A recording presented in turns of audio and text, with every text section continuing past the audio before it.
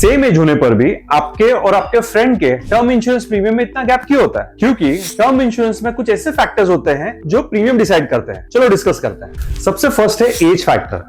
जितनी एज ज्यादा उतना रिस्क ज्यादा और उतना ही प्रीमियम ज्यादा। जैसे एज बढ़ती है वैसे प्रीमियम भी बढ़ती है। एंड सेकंड है हेल्थ कंडीशन। अगर आपको कोई भी मेडिकल हिस्ट्री है तो टर्म इंश्योरेंस में आपके प्रीमियम बढ़ने के चांसेस बढ़ जाते हैं। एंड थर्ड फैक्टर जिससे आपकी टर्म इंश्योरेंस प्रीमियम डिसाइड होती है वो है आपकी स्मोकिंग हैबिट। अगर आप स्मोकर है तो नॉर्मल प्रीमियम से आपको 1.5 गुना ज्यादा प्रीमियम भरना पड़ सकता है। एंड नेक्स्ट फैक्टर तो आपने सोचा भी नहीं होगा। क्या आपने कभी सोचा कि आपका जॉब आपका टर्म इंश्योरेंस का प्रीमियम बढ़ा सकती है? यस, अगर आप किसी रिस्की प्रोफाइल में हैं या किसी हैजार्डस एक्टिविटी में इन्वॉल्व रहते हैं तो आपका टर्म इंश्योरेंस का प्रीमियम बढ़ सकता है। एंड कुछ फैक्टर्स तो पॉलिसी लेवल के होते हैं, जैसे कि पॉलिसी का टेन्योर, पॉलिसी का सम एश्योर्ड या पॉलिसी में ऐड किए गए राइडर्स, ये भी डिसाइड करते हैं कि आपकी पॉलिसी की प्रीमियम बढ़ेगी या घटेगी। सिंपल रूल है, प्रीमियम रिस्क पे डिपेंड करता है। जहां पे रिस्क ज्यादा वहां पे प्रीमियम भी ज्यादा। और ऐसे ही प्रैक्टिकल इंश्योरेंस इनसाइट्स के लिए फॉलो करो।